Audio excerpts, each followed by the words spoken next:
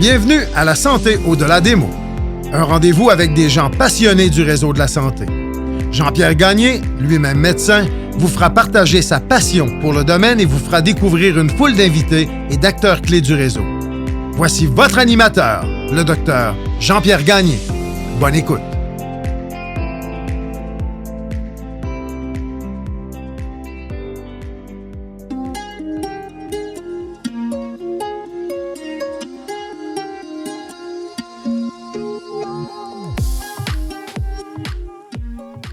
Je tiens à remercier les partenaires suivants pour leur support au balado La Santé au-delà des mots. Beauchamp-Beaulieu des Sureau-Toupin, groupe conseil associé à la financière Banque nationale gestion de patrimoine, Rempart Neurophysiologie, Medix, le groupe TIGE et Eurofin Environex.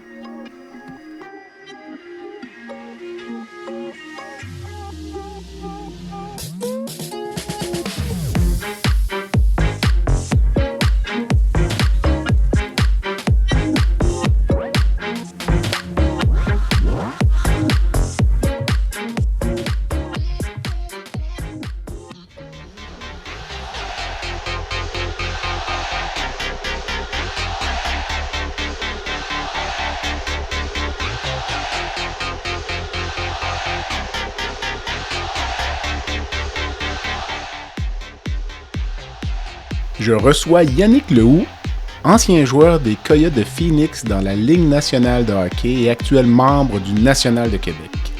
Nous discutons de son parcours dans le hockey professionnel, de ses débuts dans les rangs juniors à son expérience dans la LNH et son retour au jeu avec le National. Yannick me parle de sa remise en forme après une période d'arrêt, des exigences physiques du hockey et de l'importance de l'entraînement adapté pour retrouver son niveau. Il insiste aussi sur le rôle clé de l'alimentation. Nous abordons plusieurs enjeux qui touchent le monde du hockey, notamment les bagarres, leur rôle et la culture qui les entoure, avec un regard critique sur leur place dans le sport.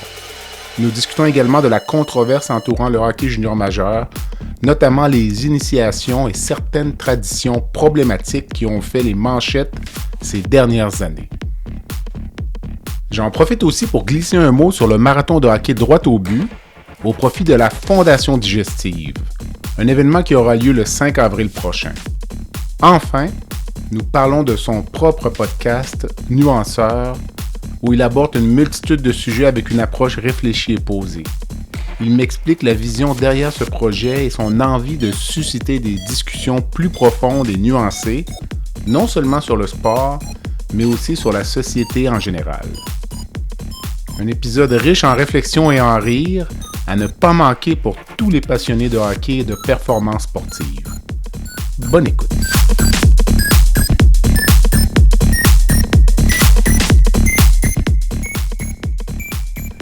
Yannick, salut! Salut, ça va? Ça va bien toi? Yes! Alors, d'un podcasteur à l'autre. Oui, c'est ça, c'est le fun. Hey, merci d'avoir accepté l'invitation du balado La Santé au-delà des mots.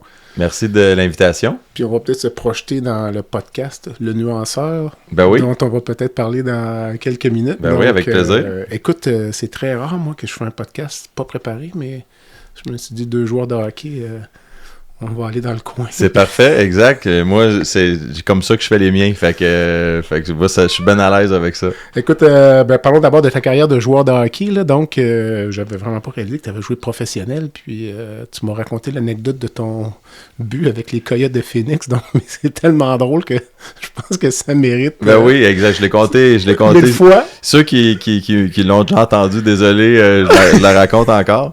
Mais c'est ça, dans le fond, à mon premier match que j'ai joué dans la Ligue nationale avec les Coyotes de Phoenix. À l'époque, c'était Wayne Gretzky qui était l'entraîneur. Puis, c'est ça, le premier match, t'arrives, c'était au milieu de la saison. Puis, t'arrives là-bas, tu connais pas trop personne. Là, tu fais de la pratique le matin, ils mettent sur la deuxième ligne. Puis, toi, t'es rappelé, mettons, du club école. Là, j'arrivais d'Europe. J'avais comme été en Europe pour débuter l'année. J'avais pas de contrat qui me satisfaisait. Puis là, j'étais revenu. Puis, fait que là, il m'avait pris sur le balotage, là, dans le fond. Là. Fait en revenant d'Europe, je devais passer au balotage. Fait que là, les Coyotes m'avaient pris au balotage.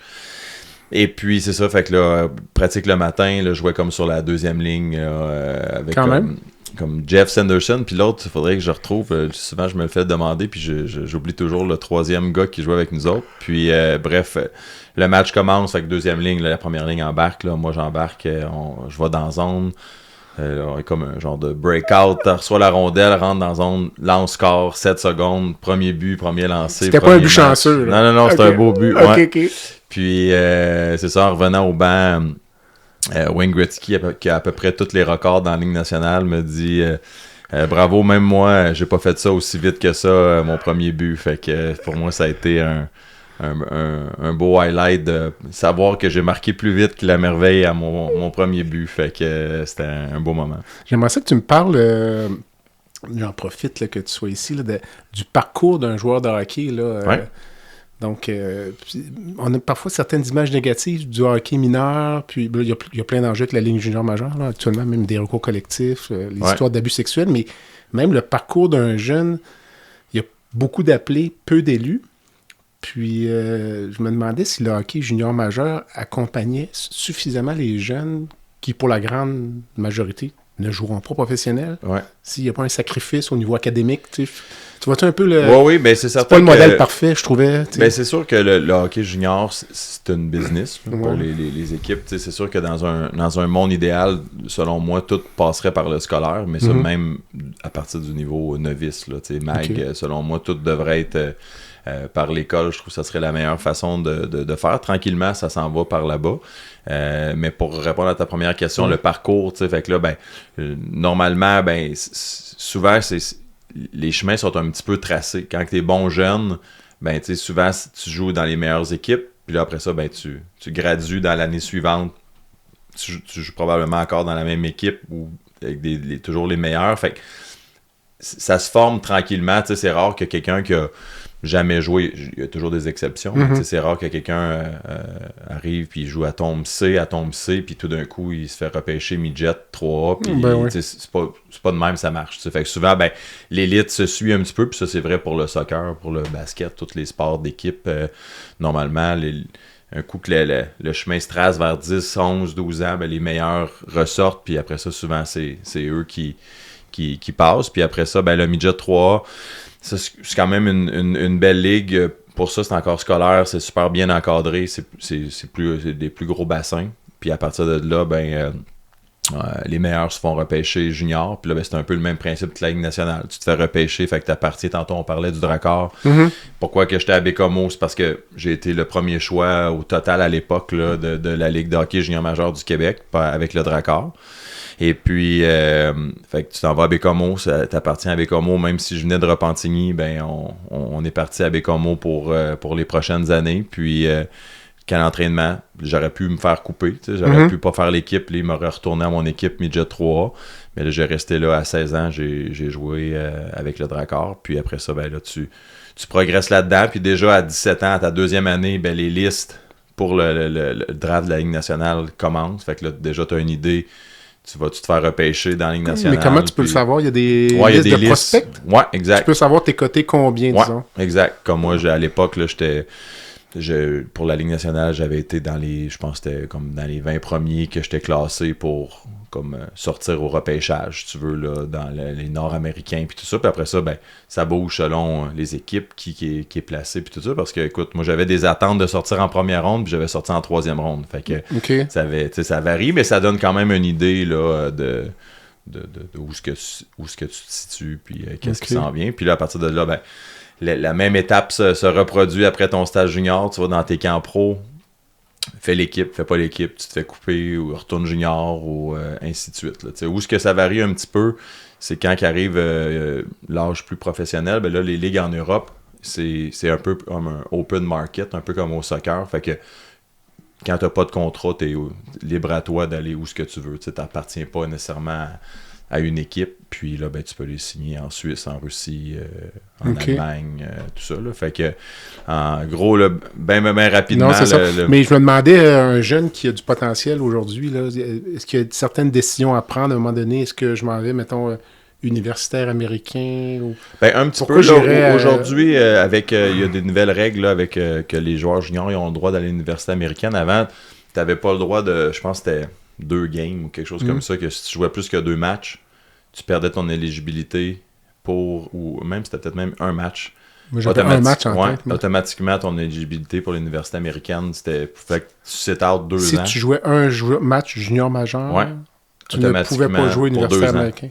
Fait que tu joues ailleurs pendant 2 ans. Puis après ça, tu pouvais avoir droit encore de retourner. Fait que bref, ça arrivait pas. Là, mais maintenant, ils ont enlevé ça. Fait que ça, je pense que ça va aider les jeunes parce que ça va te faire poser la question, est-ce que c'est une meilleure option pour moi d'aller poursuivre mes études mais pour toi, est-ce que c'est une bonne option, toi? C'est dur à dire. Le hockey junior, c'est pas une mauvaise option. Écoute, moi, j'étais à Bécomo, c'était loin, on avait beaucoup de routes, mais ils ont une super de bonne organisation, la façon que c'est fait pour l'école. Moi, à l'époque, j'avais gagné joueur étudiant de la Ligue. Puis depuis moi, qui était le premier à l'époque, je pense que c'est arrivé 5-6 fois encore que le joueur étudiant de la Ligue, il sortait du Drakkar de Bécomo pour une équipe très loin, avec beaucoup de routes. Tu pourrais penser que moins organisé ou quoi que ce soit, mais à l'inverse, là, ils ont vraiment un bon programme. Fait que c'est sûr que c'est difficile, c'est des sacrifices, mais je pense que ça l'est pour à peu près tous les sports de haut niveau. C'est ça. À un moment donné, il faut que tu sois capable de faire les deux. Puis, mais toi, tu arrives là à Bécomo secondaire 5, disons, là, pour que les gens se situent, c'est exact. Ça? J'ai fini mon secondaire 5 à Bécomo, exact. Mais es-tu capable d'étudier pendant que tu joues au hockey? Je veux dire, ça fonctionne comment? Ben, c'est ça. Normalement, là, les équipes, encore plus aujourd'hui, j'imagine, parce que l'accent est mis vraiment là-dessus pour encadrer les jeunes. T'as comme un titulaire de classe qui s'occupe de tous les joueurs, si tu veux. Fait que tout le monde a son programme normal, puis t'as un prof qui souvent vient sur la route pour quand il y a des périodes d'études qu'on fait sur la route. Puis il y a comme des modules. C'est comme fait à distance un peu. Fait que c'est un hybride entre en présence puis à distance que tu trouves à faire.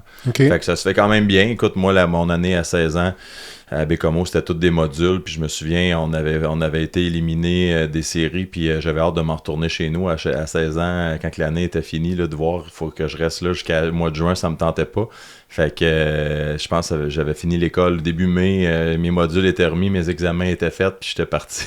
J'étais parti à Repentigny pour débuter l'été. Fait que à ce niveau-là, on était bien encadré. Puis au cégep, ce qui est plus la norme, là, à 16 ans, c'est quand même rare. C'est pas la majorité des joueurs qui ont 16 ans puis qui finissent leur secondaire junior. La majorité, c'est cégep. Puis cégep, il y a une flexibilité avec les cours. Tu peux prendre tant de cours puis tout ça. Fait que ça se fait quand même bien là, à ce niveau-là. C'est certain que ton cégep, tu le fais plus en 3 ans qu'en 2 ans là, quand tu joues au hockey. Mais ça se fait bien. Mais j'imagine qu'un jeune qui a déjà des difficultés, est-ce qu'il y a des critères? Faut que tu réussisses tes cours pour rester dans l'école? Non, il y a des gars, moi je joue avec des gars qui d'autres, moi je veux pas aller à l'école, puis ils vont pas à l'école, puis c'est tout. Puis c'est correct. Ils finissent leur secondaire 5 dans le fond. Ouais, exact, mais il y en a où, tu sais, aller à la limite, tu veux pas finir ton secondaire, c'est tes parents qui décident plus que l'équipe. Tu as 16 ans, si tu dis, moi je lâche l'école, écoute, c'est une décision rendue là à chacun. C'est pas comme universitaire que là, tu as une obligation. Fait que ce serait peut-être de quoi qui pourrait être changé. Puis là, je parle peut-être à travers mon chapeau aussi. Là, ça fait des années que moi, je suis plus là. Peut-être que c'est rendu ça. Mais moi, à l'époque, il y avait plusieurs joueurs qui n'allaient pas à l'école. Puis... Je t'écoutais raconter que tu es meilleur la première année, puis tu es bon à tombe, tu es le meilleur, tu progresses plus vite. Puis il y a déjà un livre qui a été écrit là-dessus. Je ne sais pas si ça dit quelque chose. Ça s'appelle Outlier, où les statistiques sur les chances de réussir dans le sport selon la période de l'année que t'es où né. Tu es né. Là. Fait que quand tu es le plus âgé de la cohorte, ben oui, c'est ça. À 42 ans, ça paraît pas. Non, mais à 8, à 8, ça paraît. Ben, c'est un peu selon la règle des statistiques des 10 000 heures aussi. Ben, c'est ça, exactement. Exact. Fait que, j'avais lu ce livre-là, c'était intéressant de voir. Puis mais je pense que c'est vrai, on parle du sport, mais on parle aussi à l'école aussi. Tu sais, comme t'es plus vieux, ton cerveau est plus mature, t'es plus prêt à comprendre certaines notions. Je pense que les mêmes choses s'appliquent un peu à l'école. En fait, pour le cerveau, j'avais vu un truc un peu différent, par contre, ou des données un peu différentes sur les enjeux psychologiques liés à l'adolescence chez les jeunes. Puis, écoute, j'avais entendu une fois, là, c'est à valider, je ne suis pas un spécialiste, mais sur le fait que la maturité ou la puberté est plus précoce maintenant qu'elle pouvait l'être il y a un quart de siècle. Donc, l'effet des hormones sexuelles sur le cerveau se fait ressentir à un moment où le cerveau est peut-être plus fragile, plus malléable. Ça expliquerait peut-être certaines des perturbations psychologiques qu'on voit chez les jeunes à l'adolescence. Donc, OK. Je voulais t'entendre sur le réseau Sport-Études Québec dont tu parlais, parce qu'un des enjeux, quand on parle notamment à Pierre Lavoie, puis on parle du sport chez les jeunes, puis les enjeux de la spécialisation trop jeune. Donc, moi, je pense que ce que Pierre Lavoie condamne, d'une part, puis ce qui condamne aussi Pierre Lavoie, c'est le fait de l'élitisme trop tôt chez les jeunes, de sélectionner. Fait qu'il y a peut-être deux enjeux. Un sur monosport, disons, là, le fait de faire juste un sport à partir de jouer au hockey toute l'année, à partir de l'âge de 8 ans. Mais même plus jeune, il y en a qui c'est dès l'âge de 5 ans. Fait que moi, j'ai beaucoup d'amis qui sont impliqués soit dans le junior ou dans... mon cousin, il est préparateur physique, puis il est là-dedans, il le voit aussi, puis on en parle souvent. Je pense que majoritairement, tout le monde s'entend pour dire que la surspécialisation jeune, c'est pas une bonne chose. C'est ça. Mais l'enjeu pour tous, c'est toujours... J'avais des conversations avec ça, je pense à chaque année, j'en ai avec des amis. C'est que tu veux pas nuire à ton enfant. Fait que de prendre la décision consciente comme un adulte, un papa, de dire, moi, je sais quand il va arriver au mois d'août prochain, il faut qu'il soit prêt pour le camp, parce que s'il est pas bon au camp, il fera pas l'équipe. Fait que tu veux pas nuire à ton enfant de dire, non, cet été, tu touches pas à la glace, tu patines pas, on va faire autre chose. Quand tous les autres enfants, ils ont patiné tout l'été, puis qu'ils arrivent au camp, puis que quand l'équipe se décide sur une semaine ou deux. Oui, je comprends. Là, est-ce que tu dis, je vais-tu lui nuire? Fait que tout le monde se fait un petit peu prendre au jeu de dire, je vais faire une petite école de hockey, ou je vais faire autre chose. Fait que c'est là que c'est difficile de décrocher. L'argument, de la façon dont je le comprends, l'argument serait que ton jeune qui a un potentiel pour jouer au hockey, là, peut-être que s'il joue au tennis l'été, ou il joue au soccer, ça va juste être un meilleur joueur de hockey rendu au mois d'août, je sais pas. Mais moi, je crois ça, puis je le fais pour mes propres enfants. Fait que moi, j'y crois que tu sais, comme même mon plus jeune, son sport préféré, puis il est excellent, il joue comme division 1, si tu veux, là, au soccer, là. Mais je l'oblige à jouer au basket aussi. Parce que pour moi, c'est important qu'il fasse 2 sports l'hiver, je veux qu'il joue au basket, puis il joue quand même au soccer parce qu'il tient absolument à continuer de jouer au soccer, il veut pas prendre de pause, mais il n'y a pas de problème, mais tu joues au basket parce que c'est important d'avoir les deux. Fait que je pense que si c'était pris un peu plus justement scolaire, là il y aurait moins de décisions à prendre parce que souvent à l'école, le programme, comme exemple, mes enfants, ils vont ici à Jésus-Marie, puis pendant une période de temps, mais il n'y en a pas de soccer à l'école. Tu peux jouer au basket. Puis quand le basket finit, le soccer commence. Fait que si c'était comme ça, le hockey, tu aurais la période, qu'exemple, de 6 mois de temps que tu pouvais jouer au hockey à l'école, puis après ça, le reste du temps, tu ferais autre chose. Fait que je pense que ça serait ça la meilleure façon de faire. Mais je pense que la décision de faire juste un sport, autant, même j'en parlais avec Étienne Belzile en orthopédie. En orthopédie à l'Enfant Jésus, puis lui avait fait des études par rapport aux gardiens, mais pour aussi démontrer que la surspécialisation trop jeune, il avait analysé, là, je me souviens pas le nombre de gardiens de but, puis tu sais, lui, c'est un des meilleurs au Canada dans la hanche. Puis un ancien joueur de hockey. Un ancien joueur de hockey, qui avait été recruté par Calgary, je ne m'abuse. Exact. Puis lui, il spécialise la hanche maintenant, puis avec les années, il découvre toutes les déchirures de labrum de hanche, puis les problèmes de hanche que les gardiens avaient. Ils ont toutes comme une bosse qui se forme, puis là, il a dit, comment ça? Puis là, il veut pas, il a tout épluché ça pour se rendre compte que majoritairement, le style papillon, qui est la façon que tu ouvres les hanches comme ça, puis tu tombes. Fait que non seulement le mouvement, mais aussi le choc qui, à chaque fois que tu tombes à genoux, veux pas, ta hanche rentre. Fait que ça forme ça. Puis écoute, là, il y avait des statistiques que tel pourcentage de jeunes qui avaient la bosse allait se faire opérer avant l'âge de 30 ans, exemple. T'sais. Puis tout ça partait du fait de surutilisation des articulations, dans le fond, pour un gardien de but. Fait que tout ça pour dire que non seulement pour le sport, c'est pas l'idéal, mais pour le corps aussi, de faire juste une chose, toujours, ça magane le corps de façon prématurée. Tout à fait. C'est pas l'idéal non plus. Là. Et l'autre enjeu qui est mis en lumière, là, il y a le livre de Pierre Lavoie, « Faut que ça bouge ». Il y a beaucoup de statistiques là-dedans. Puis le risque de faire un seul sport chez le jeune. Donc, puis c'est peut-être un des enjeux des sports-études. Il y a deux enjeux. D'abord, sport-études, on sélectionne des jeunes. Puis finalement, l'enjeu, c'est qu'on dit aux ceux qui sont moins bons, t'es pas bon pour faire du sport, toi, parce que t'es pas pris dans l'équipe de sport de l'école. Fait qu'il y a beaucoup de jeunes qui se désintéressent du sport en bas âge parce qu'ils voient le sport simplement comme l'aspect compétitif. Donc, la différence peut-être entre sport et activité sportive. Donc ça, je pense que c'est une chose importante. Puis l'autre enjeu aussi, c'est des statistiques là-dessus. Les enfants qui font un seul sport puis qui se spécialisent trop jeunes, beaucoup plus de sédentarité et d'obésité à l'âge adulte. Parce que là, quand les jeunes arrêtent le sport, ils n'ont aucune autre aptitude. Exact. Je ne sais pas si toi, tu as une vision là-dessus. Ben, je pense que je te dirais que je nuancerais un peu les propos de... C'est le titre de ton podcast. C'est ça, exact, de Pierre Lavoie là-dessus. Ce qui est difficile avec le côté, bon, faut pas, la compétition, faut pas y en avoir trop jeune, c'est que tout le monde, quand on joue, tu veux faire un sport d'équipe, ben comme faut que tu t'investisses dans ton sport, faut que tu le fasses. T'sais. Fait que t'as pas le choix à un moment donné de dire j'aime ça, je veux jouer. Tu joues à ton sport, puis il y en a des bons, puis il y en a des moins bons. Fait que il faut, selon moi, il faut qu'il y ait quand même une différence pour que ça soit agréable pour tous. Parce que si tu mettais toujours tout le monde en même temps sur la même patinoire ou sur le même terrain de soccer, à l'âge de 10 ans, il y en a qui ont 6 pieds puis qui courent plus vite que l'autre, ça serait pas agréable pour les moins forts non plus. Fait que je pense que ça prend un certain élite puis un plus récréatif. Moi, l'inverse peut-être de ce que je pense de Pierre, c'est que moi je pense qu'il devrait encore avoir moins d'élite, mais plus d'accent mis sur l'élite. Je m'explique.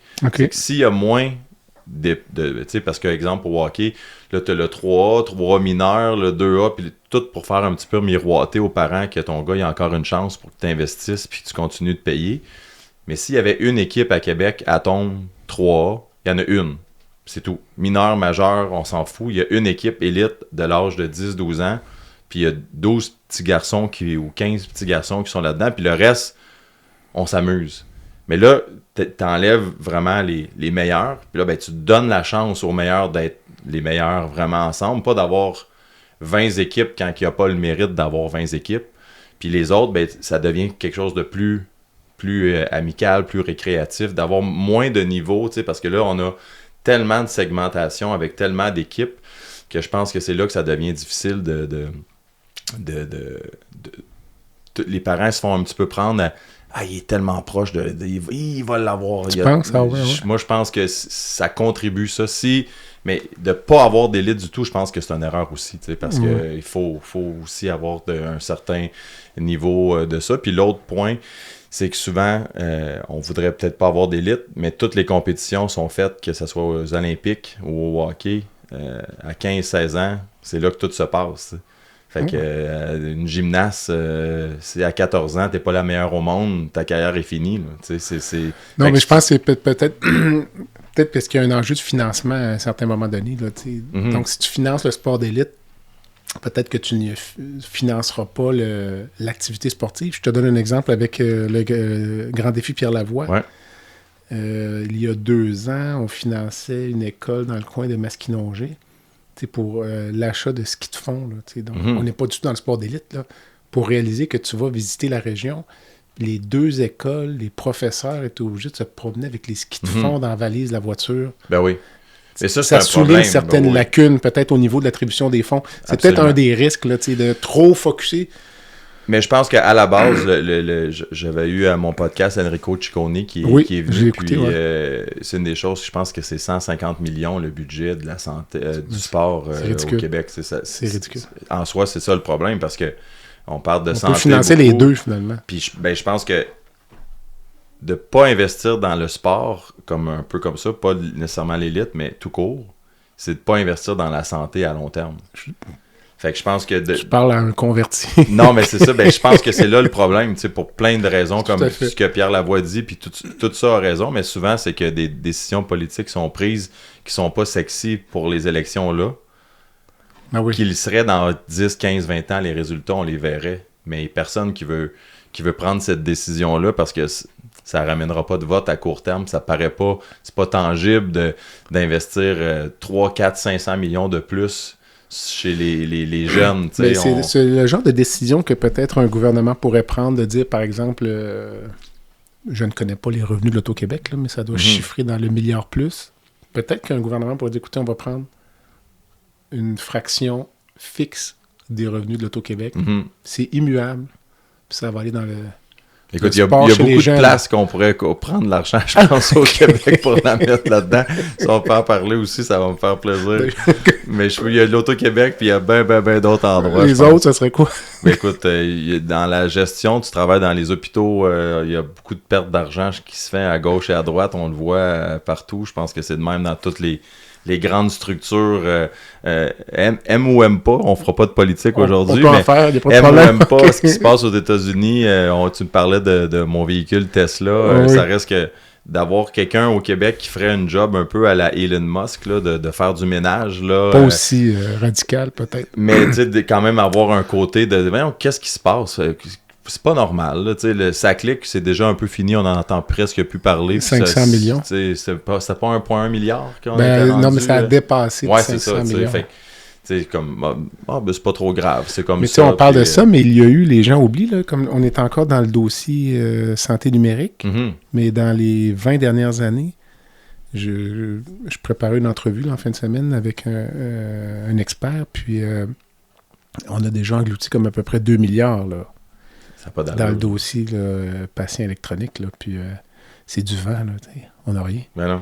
Puis il y en a eu d'autres à côté de ça. Là, ben donc, non, exact. Puis quand tu regardes quelque chose comme un peu Dr. Le Tarte faisait, avec les moyens du bord un peu, il était quasiment pas loin d'avoir l'équivalent pour pas grand-chose. Là, fait que tu te dis, il me semble qu'il y a de l'argent qui se tire à gauche puis à droite, puis ça, je suis tout à fait d'accord. On voit pas ça aller. Fait que, bref, il y a plein d'endroits qu'on pourrait aller chercher des sous, je pense. On parlait de...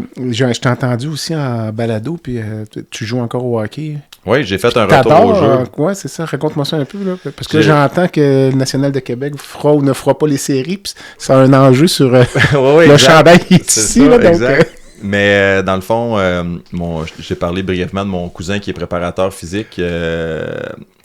On avait une conversation dans le temps du combat de Mike Tyson, là, quand il a fait son combat contre Jake Paul. La semaine avant ce combat-là, il y a un de mes amis qui m'a demandé, parce que le National, ça allait plus ou moins bien cette année, la saison, puis il m'a dit hey, « ça te tenterait pas de faire un retour au jeu, on aurait besoin de toi, puis tout ça. » Fait que là, au début, j'ai aucune chance, à 42 ans, je retourne pas jouer. Après combien de temps? Ça fait 7 ans que j'avais arrêté de jouer, jouer une fois par semaine dans ma ligue de garage, là, okay. Mais 7 ans. Que je faisais rien vraiment, je m'entraînais pas, je patinais une fois par semaine pour le fun. De recommencer à jouer professionnel avec des kids de 25-26 ans, dans ma tête, c'était impossible. Et puis, la semaine d'après, je m'en vais en Floride avec mon cousin, puis je me mets à y jaser de ça, puis là, il est venu tout excité, là. Il a dit « Non, c'est sûr que tu le fais, là. Genre, je vais m'occuper de toi, je vais te faire ton programme, puis je te le dis, tu vas être en shape. » Puis là, il était tellement convaincu que avec son aide, il me remettrait en forme que j'ai accepté. Il m'a convaincu comme ça. Puis là, j'ai dit au National, donnez-moi 2 mois. Là, je veux me remettre. On était quand, là, exactement? Là? Ça, c'était en novembre que j'ai décidé que j'allais le faire. Mais j'ai dit, donnez-moi... mon premier match, c'était le 18 janvier. Parce que là, je voulais me remettre en forme. Là, on s'entend qu'on fait pas ça pour l'argent, là. Non, non, exactement.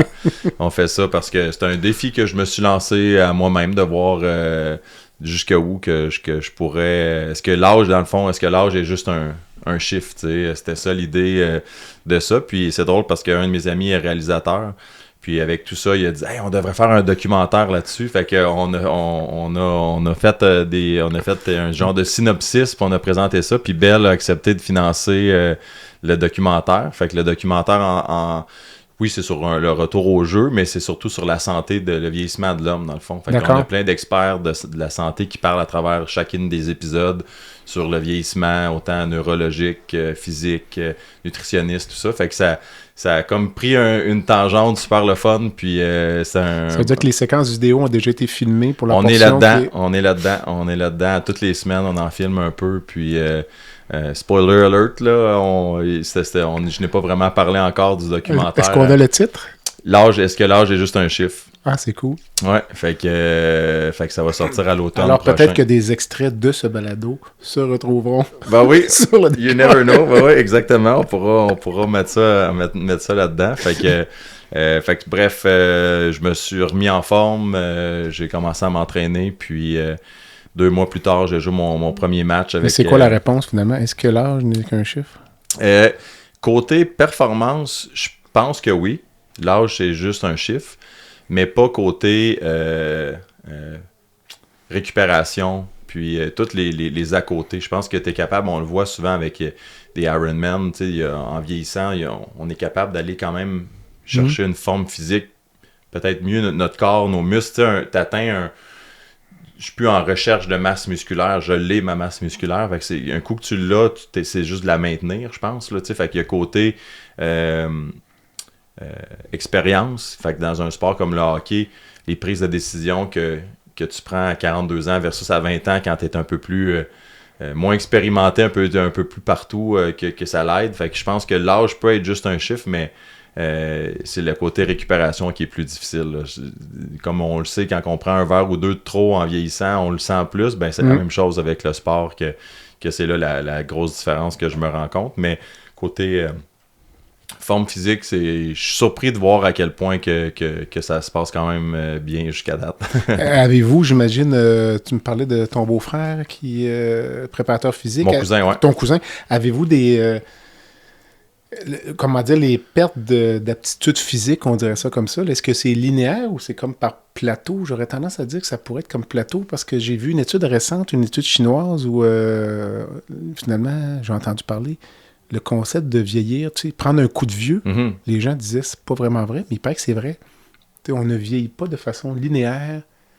On peut vraiment prendre un coup de vieux. Comme moi, personnellement, je peux te dire que je trouve que depuis 5 ans, mettons, j'ai jamais été un joueur de hockey du calibre que tu peux l'être. Mais je peux te dire que moi, je le sens, là. Ouais, Il y a une bonne différence. Mais est-ce qu'il y a des choses dans tes habitudes de vie qui ont changé? Parce que moi, l'impression que j'ai du vieillissement, c'est que des fois, quand on commence à moins en faire, c'est là que... Ah, peut-être. Que la coche, parce qu'après peut-être ça... plus occupé, on s'entraîne moins, peut-être. Puis là, ben, je trouve que c'est comme ça qu'on s'en ressent, parce que les premiers temps, quand je recommençais à m'entraîner, c'était vraiment difficile de repartir la roue, tu sais. Puis là, ça, c'est une des choses, maintenant que je suis comme plus en forme, que je me dis, non, faut que je me botte là derrière, d'être au moins 2-3 fois par semaine au gym, puis de me pousser. Je pense que la journée que tu mets un genou par terre, des fois, c'est un accident. Je ne suis pas rendu là, mais... mais quand que je pense que c'est là que ça commence à... Puis c'est dur à remonter après. Écoute, j'ai pas vu l'étude. Non, c'est ça. Mais en fait, ce que je constate, par contre, pour avoir fait quand même pas mal de sport dans ma vie, c'est que on dirait qu'il y a une sorte de mémoire musculaire, cardiovasculaire, tu sais. On dirait qu'on s'entraîne juste un peu. Puis ça revient. Puis là, le match suivant, c'est comme... il me semble qu'on a vraiment jus, là. Non, mais même au gym, je suis surpris de voir... parce que là, je veux pas, je fais comme un entraînement comme que je faisais quand que je jouais professionnel au hockey. C'était un vrai entraînement de joueur de hockey. Puis que je m'entraîne en puissance, puis quand même des charges lourdes, puis tout ça. Puis je suis surpris de voir que je suis pas bien loin, même après 7 ans à faire rien. Puis en quelques mois, les poids les plus pesants que je mettais quand que je jouais au hockey à l'époque. Là. C'est surprenant de voir comment tu parles de mémoire musculaire, là, comment ça revient vite. Puis que... à moins de faire rien, peut-être là, pendant 20 ans, être assis sur le sofa, peut-être que là, c'est autre chose. Là. Ça reste que je jouais au hockey un peu, je m'entraînais pas, mais j'étais un gars actif quand même. Là. Fait que de voir à quel point c'est revenu, ça m'a surpris, ça m'a étonné de voir comment j'ai pu garder ça en moi quand même, là, de cette force-là avec très peu d'efforts dans les dernières années. L'image qu'on a de cette ligue-là, je pense que ça a changé, là, les batailles, tout ça. Il y en a encore un... Ben, il y en a, il y a des bagarres parce que... Un joueur par équipe, à peu près, qui est identifié là, comme... Ouais, c'est ça, et puis des fois pas. J'ai joué la fin de la saison, puis il y a plus de matchs qu'il n'y a pas eu de bagarres que de matchs qu'il y en a eu. Fait que c'est pas...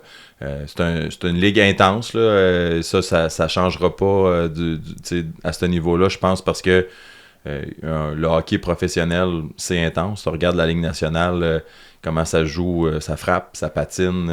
Fait que pour ça, c'est la même chose. Moi, j'ai été surpris, le calibre de jeu est vraiment de haut niveau dans la Ligue nord-américaine. Là. Puis là, c'est les séries qui viennent de débuter. Fait que l'intensité est au rendez-vous. Puis non, c'est vraiment le fun.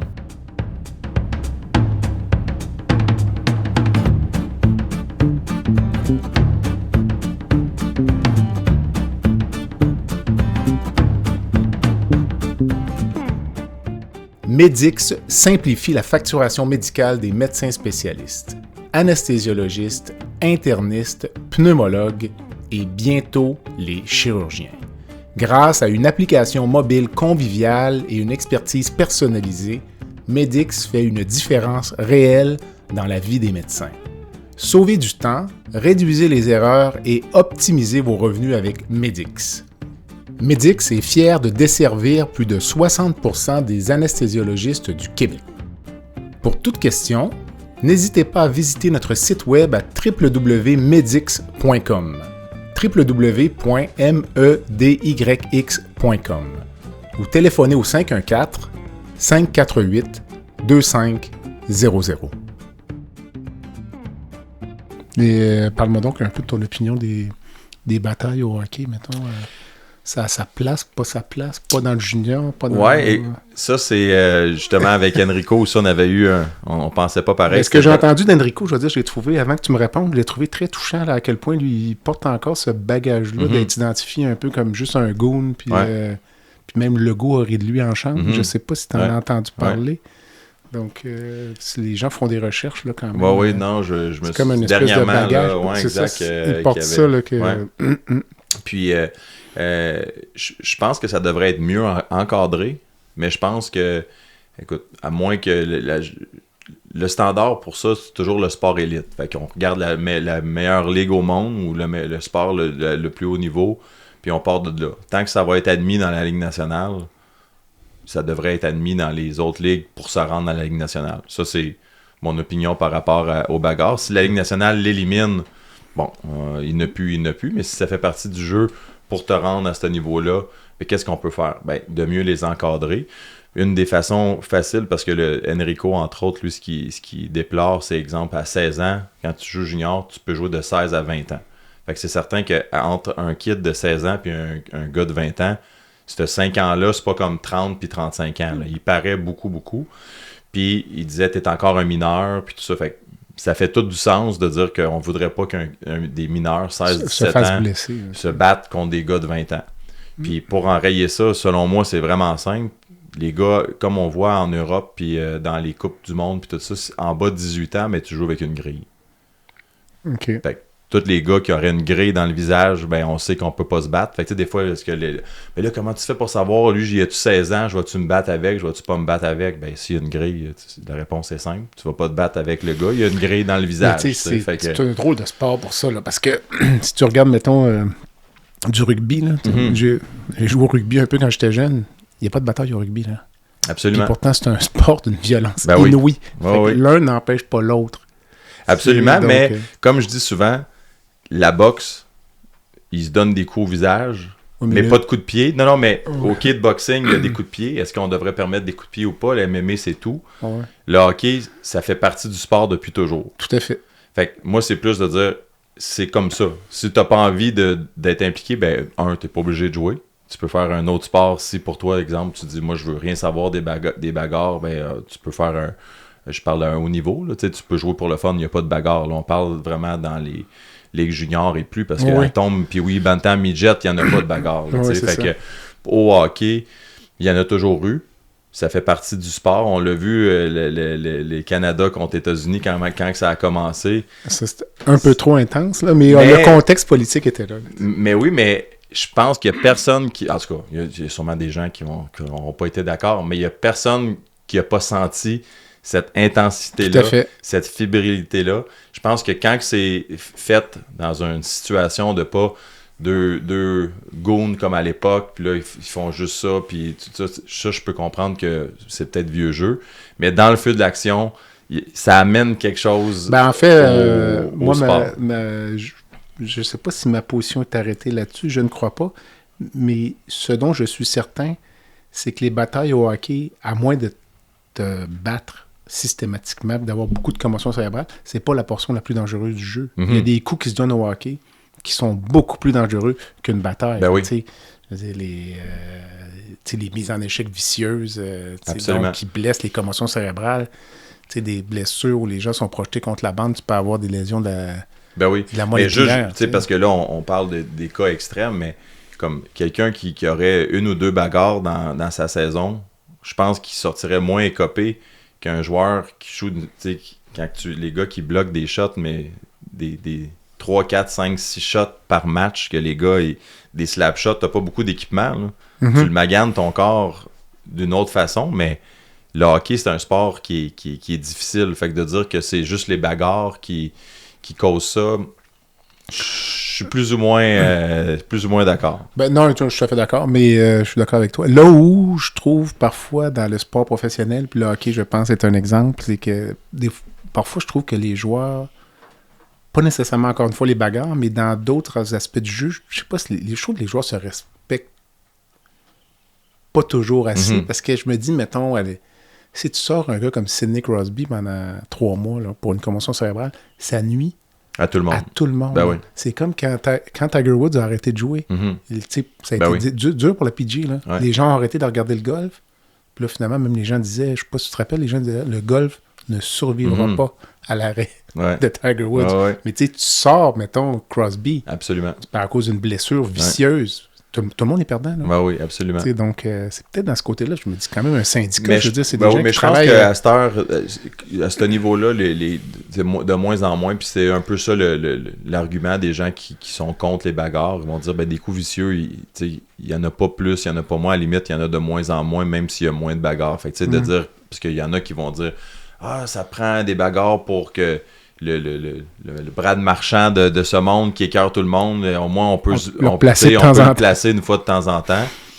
Moi, je suis pas tant cet argument-là comme je trouve que ça peut faire partie du sport. T'sais, 2 adultes qui, dans un endroit, c'est comme un peu de la boxe, de dire quand les gens tu pourrais pas te battre dans la rue. Non, mais à boxe, tu peux. Fait que si dans les règles du hockey, ça fait partie des règles que tu as le droit, Mais c'est sûr que la boxe, c'est un sport particulier où le but du jeu est vraiment d'assommer ton adversaire. Absolument. Et il faut remarquer aussi que la boxe, c'est pas géré par le ministère du Sport.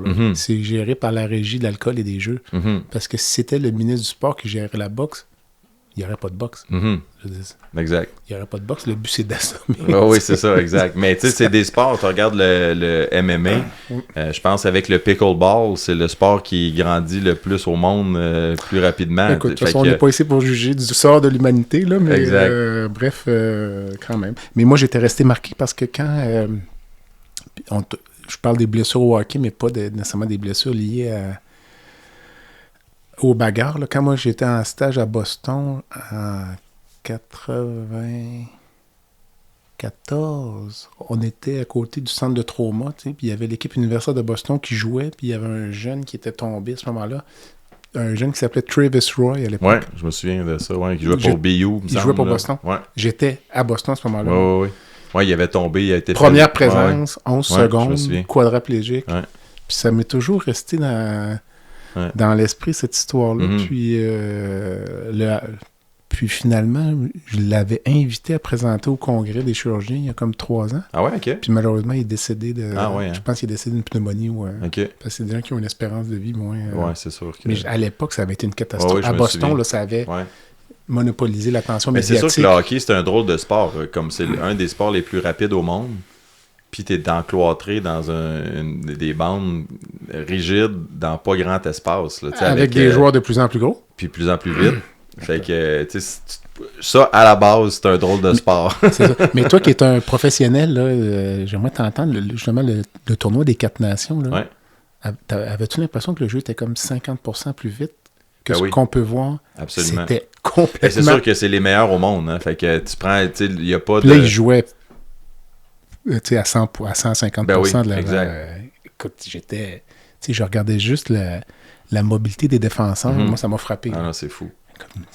Non, les gars sont agiles, sont rapides, puis je le revis, là, c'est les séries, tu sais, comme on s'entend, c'est pas le même niveau, là, c'est quand même une super de bonne ligue, là, mais comme puis la différence entre la saison régulière puis les séries, ça paraît, puis je me disais, j'avais cette réflexion-là, justement, je disais ça à ma blonde hier, c'est fou de la différence, tu sais, comme les prises de décision, les gars qui viennent te frapper, comment que ça va vite, puis c'est pas si vite, là. Fait que quand tu rajoutes ça dans une situation comme les séries de la Ligue nationale ou les 4 nations, le temps de réaction, là, t'as pas le temps de niaiser ben. Faut que tu prennes ta décision vite. Tu sais, c'est impressionnant. Mais toi, te rappelles-tu ta première présence là, quand tu as marqué ton premier but? Ouais.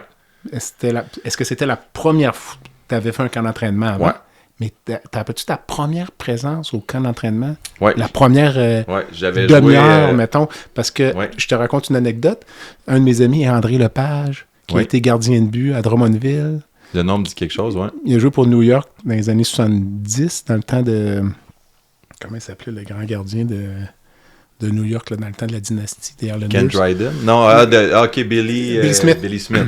Puis Ken Dryden, c'était avec les Canadiens. Ouais. André me racontait que la première fois qu'il a embarqué sur la patinoire pour la première pratique, les gars plaçaient des rondelles partout là, dans le filet à tel point qu'il arrêtait pas de se retourner et de dire, tu sais, je suis comme pas centré dans le filet, tellement c'était vite. Puis là, le capitaine de l'époque est allé le voir et avait dit, écoute, inquiète-toi pas, là, tu sais, ça va se placer. Ben, toi, te rappelles-tu comme ça ta première sensation, disons, là? Outre l'émotion, j'imagine. Oui, mais mon premier match hors concours, ça avait joué contre Colorado. Puis au Colorado. Fait que ça, je me souviens de tout le... prendre l'avion, ton premier vol nolisé, tu t'en vas avec les joueurs, tu t'en vas au Colorado, tu arrives là-bas à l'aréna, tout le stock est accroché, tu t'en vas jouer.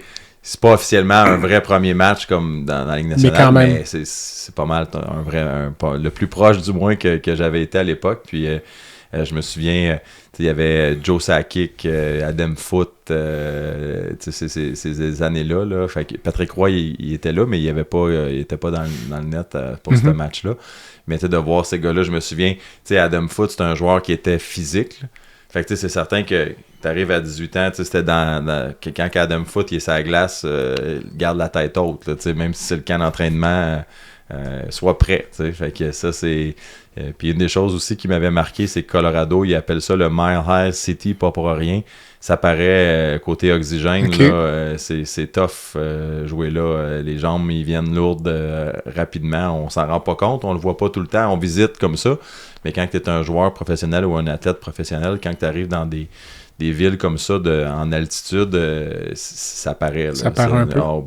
Beaucoup. Les chiffres, il faut qu'ils soient courts parce que tu as l'impression que tes jambes, là, ils sont tellement durs là, rapidement. Là, c'est une grosse différence. Ouais. Puis un jeune joueur comme ça, tu embarques sur la patinoire, les réguliers de la Ligue nationale de l'autre équipe, ils savent que tu es une recrue. Plus ou moins. Est-ce qu'ils vont t'essayer plus, moins? Ou... Non, ben tu sais, souvent les gars qui sont établis dans le camp d'entraînement, moins aujourd'hui un petit peu, mais ils servent du camp pour se remettre en forme aussi. À l'époque, c'était ça. Hein? Versus toi, quand t'arrives, tu veux faire ta place. T'sais. Fait que c'est plus moi, exemple, qui aurait voulu challenger Adam Foote ou essayer. C'est plus eux que des fois, il faut qu'ils soient prêts à se méfier. Ouais, exact, à se méfier parce que justement, les jeunes qui veulent arriver, ils veulent prendre ta place. T'sais. Fait que c'est là que tu dois te méfier un petit peu, mais ça avait été un beau moment. J'imagine. Ouais. J'imagine. Le podcast La santé au-delà des mots est une présentation du groupe conseil Beauchamp, Beaulieu, Dessureau, Toupin de la financière Banque nationale Gestion de patrimoine. Comme nous croyons que la santé financière fait partie de la santé globale, nous sommes heureux de nous joindre au Dr Jean-Pierre Gagné pour vous souhaiter une bonne saison de La santé au-delà des mots.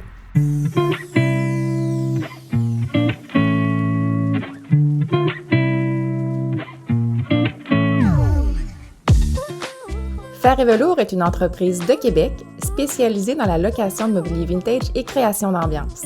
Nous vous proposons une offre de service à la carte et selon vos besoins. De la simple location à la gestion événementielle complète. Chez Fer et Velours, notre slogan est de faire différent avec élégance. Visitez notre site web au www.fervelours.com. Au plaisir de vous rencontrer.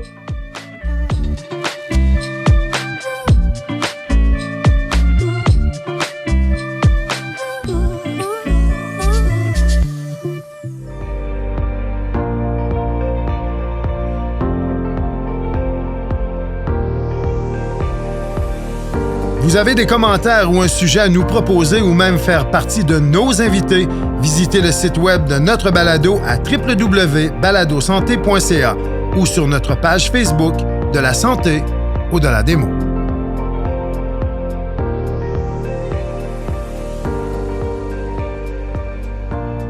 Écoute, certains me disent que le National se rendra pas loin en série, mais toi, oui, t'es convaincu du contraire. C'est Étienne qui dit ça parce qu'Étienne, il est pas content qu'on l'ait échangé. Là. OK. Non, parce que c'est la minute publicitaire, parce que je t'avais invité, là, donc j'en profite. Donc, c'est vraiment de la publicité gratuite, là, mais j'invite les gens qui nous écoutent à regarder ce beau chandail qui représente le marathon de hockey droit au but pour la Fondation Digestive. Yes.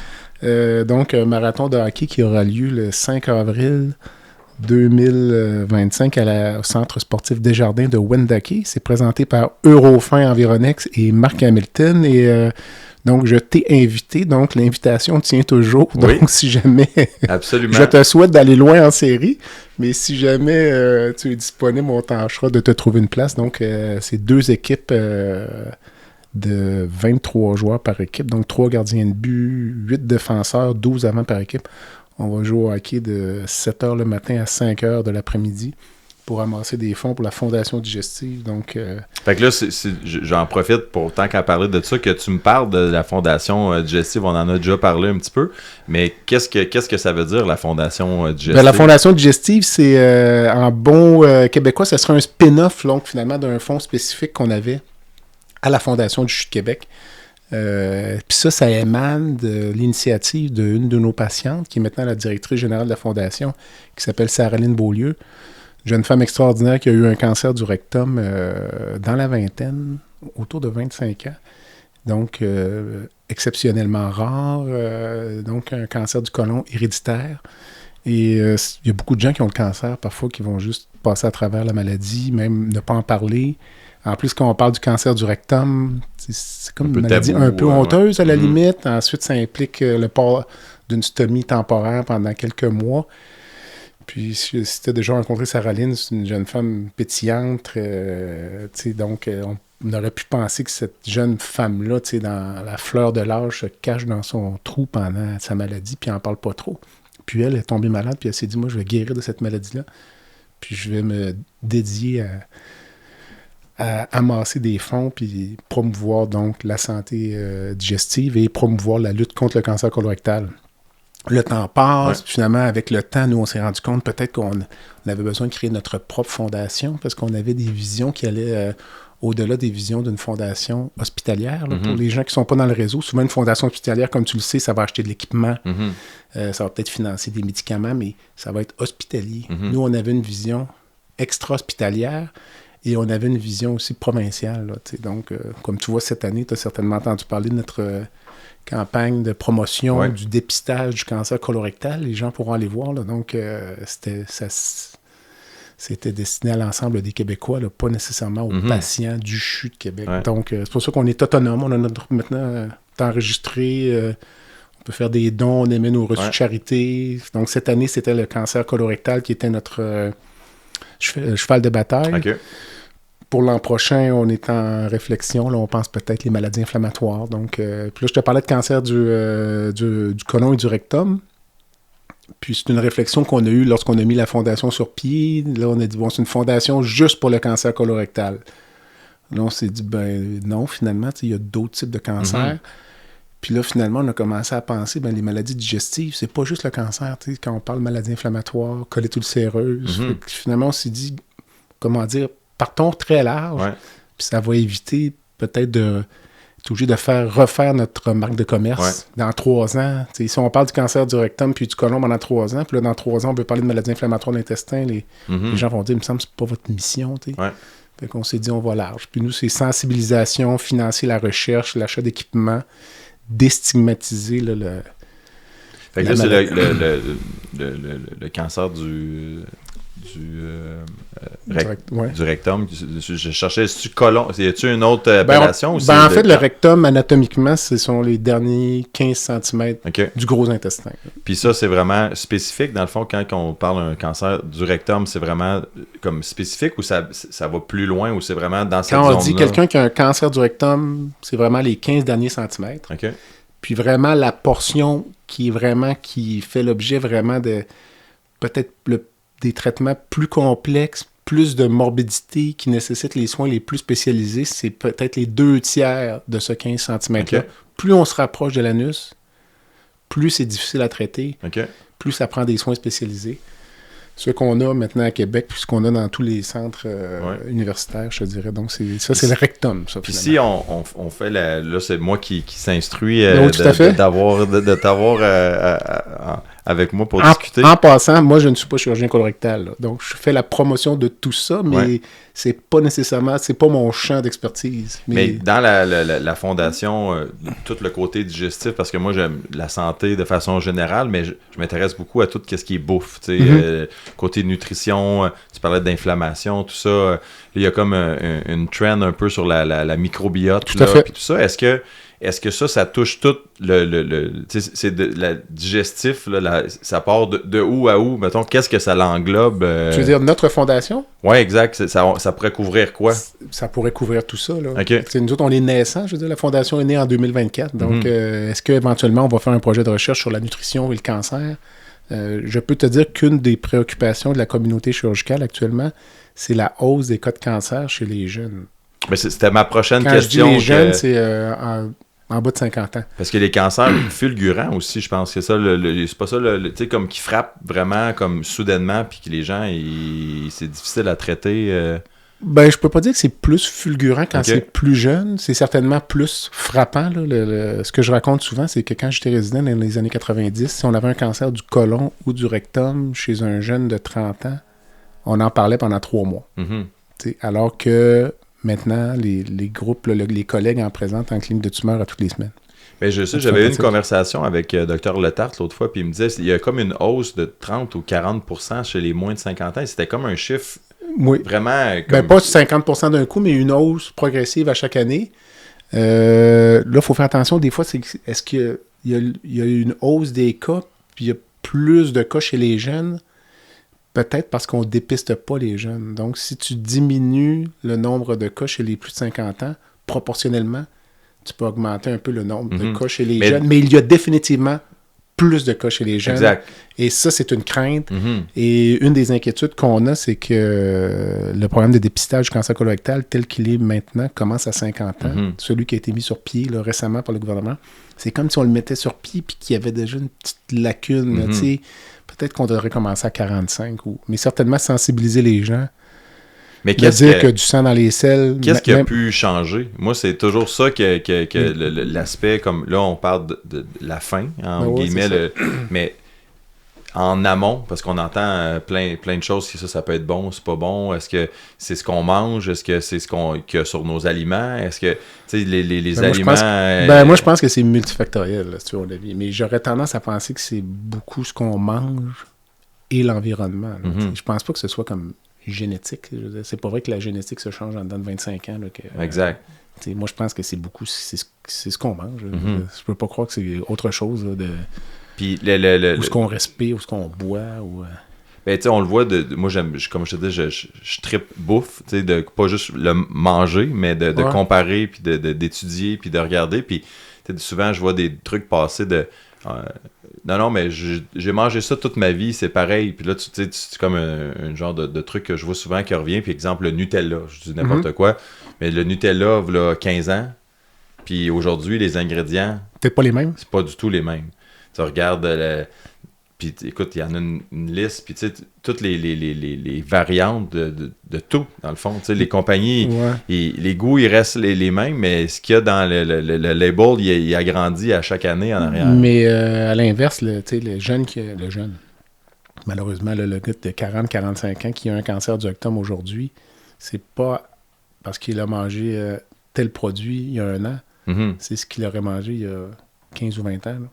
C'est si long que ça à se développer, normalement? Je veux dire, les effets, les altérations cellulaires au niveau de la muqueuse, c'est pas des choses que... Tu vas pas comme manger quelque chose qui est pas bon en novembre 2023 puis faire un polype dans ton intestin en je comprends. février 2024. C'est pas un virus, là, qui est... Non, je pense pas que ce soit un automatisme. Donc, qu'est-ce qui s'est passé dans les 20 dernières années qui font qu'il y a plus de cancer maintenant puis que c'est en hausse? Je pense pas qu'on le sait de façon précise. On peut émettre des hypothèses, mais nous, comme cliniciens, puis comme étant proche de la population, ce qu'on peut faire, c'est aux gens, effectivement, il y a pas manger le mieux possible, faire du sport. Peut-être l'obésité est un problème important aussi dans le cancer, parce qu'on sait que l'obésité, c'est un facteur de risque en soi pour le cancer.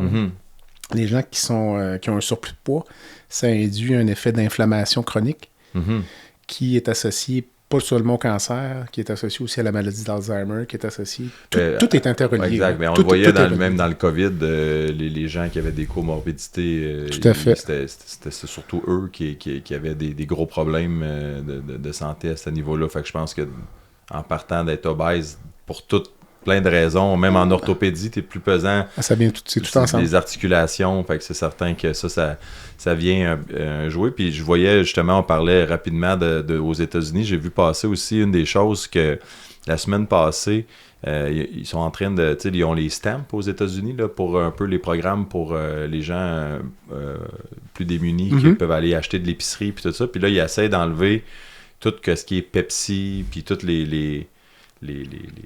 la malbouffe, si tu veux, les produits hyper transformés, des chips, de dire comme on va te financer ta santé, mais écoute, clairement, on le sait que ça, c'est pas bon pour la santé, fait que ça, tu peux plus en acheter avec les food stamps, tu sais, de ça. Fait que, tu sais, c'est quand même une décision que je trouve qui est dans le... Parce qu'aux États-Unis, c'est pire qu'au Canada, on le sait, là, le problème d'obésité, c'est peut-être... Mais on joue du bon hockey de rattrapage, je te dirais. Ouais, hein? C'est ça. En termes de surpoids, là, donc... Mais je trouvais que c'était une belle initiative. Tu sais, des fois, on parle de plein de solutions, mais ça, je sais pas comment qu'on pourrait faire au Québec pour comme essayer de diminuer ça, mais c'est certain que une des choses que je trouve qui est un peu, côté bouffe, qui est un peu, selon moi, c'est pas tout à fait correct. C'est tous les genres de snacks qui font la promotion dessus, avec, exemple, un petit cœur, tu sais, parce que là, exemple, des moins faibles en gras, tu sais, des Oreos, tu sais, des trucs... Il essaie de nous passer comme sur l'emballage un petit truc que c'est bon pour la santé parce que enrichi de quelque chose, mais que dans le fond, c'est de la malbouffe. Mais je trouve que c'est une genre de publicité déguisée qu'on devrait pas permettre. T'sais. Je trouve que sur n'importe quel biscuit snack de ce monde, c'est pas tant une bonne affaire de manger des grissoles puis toutes sortes de trucs. Oui, mais c'est ça. Mais tout à l'heure, on parlait de prendre l'argent de l'Auto-Québec, mais dans le sport, mais toutes ces choses-là, moi, je pense qu'il faudrait que ça se règle à l'école primaire. Là. Ah oui. Je veux dire, même malheureusement, quand tu es rendu avec quelqu'un qui a 50 ans, qui a un surplus de poids d'une centaine de livres, on parle encore une fois de hockey de rattrapage, mais on part de loin là, pour... et régler ce problème-là, donc... Puis il y a des gens, c'est bien malgré eux, parce qu'après ça, quand tu arrives à 50 ans, comme tu dis, si toute ta vie, tu as pensé que, à cause que ton pain blanc il était enrichi de calcium, c'est bon pour la santé, si tu le sais pas, puis tu as des mauvaises habitudes d'alimentation parce que juste tu l'as pas appris, dans le fond. Il y a tellement d'affaires paradoxales, mettons. T'es-tu déjà arrêté à regarder le menu d'un casse-croûte dans une arena? Ben oui. C'est épouvantable. Ben non, ça n'a pas de bon sens. Ben oui. Justement, ça n'a aucun sens. C'est comme... Ça n'a aucun sens. Ben même chose dans les écoles. Je suis pas sûr que la nourriture de cafétéria... Même la nourriture dans les cafétérias d'hôpitaux. Ben ça, j'allais dire, dans les hôpitaux... C'est comme ça n'a aucun... Je veux dire, c'est un paradoxe qui est complet. Mais juste dans les hôpitaux, au-delà de la cafétéria, dans un hôpital, il ne devrait pas avoir de machine qui vend du Pepsi, des chips, puis des barres de chocolat. Tu sais, comme... je veux dire, juste ça, en soi, ça n'a pas de bon sens. Tu sais, c'est comme... Moi, je trouve ça autant aberrant. Là, on n'en a plus que quand il y avait des machines à cigarettes.